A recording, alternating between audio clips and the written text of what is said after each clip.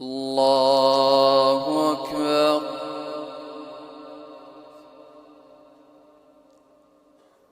الحمد لله رب العالمين، الرحمن الرحيم، مالك يوم الدين. إياك نعبد وإياك نستعين، اهدنا الصراط المستقيم، صراط الذين أنعمت عليهم غير المغضوب عليهم ولا الضالين،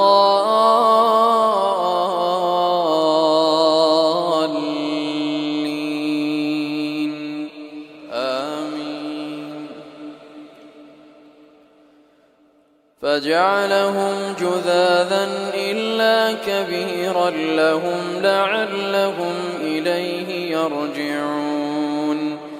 قالوا من فعل هذا بآلهتنا إنه لمن الظالمين.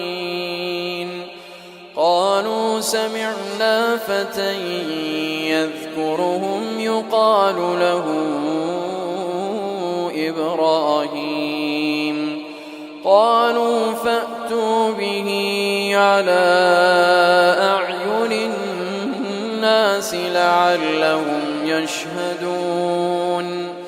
قالوا أأنت فعلت هذا بآلهتنا يا إبراهيم؟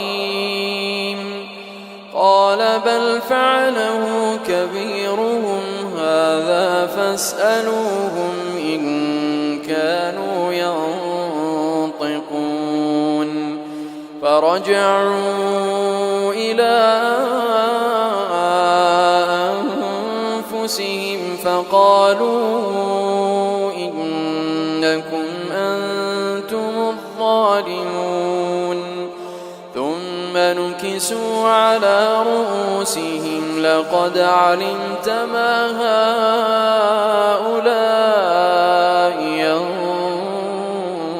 ينطقون. قال أفتعبدون من دون الله ما لا ينفعكم شيئا ولا يضركم؟ أف لكم ولما تعبدون من دون الله أفلا تعقلون؟ قالوا حرقوه وانصروا آلهتكم إن كنتم فاعلين. قلنا يا نار كوني بردا وسلاما على إبراهيم وأرادوا به كيدا فجعلناهم الأخسرين.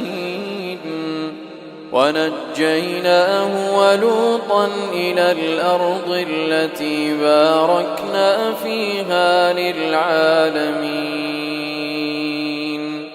ووهبنا له إسحاق ويعقوب نافلة وكلا جعلنا صالحين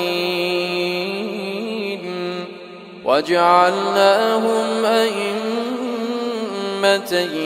يهدون بأمرنا وأوحينا إليهم فعل الخيرات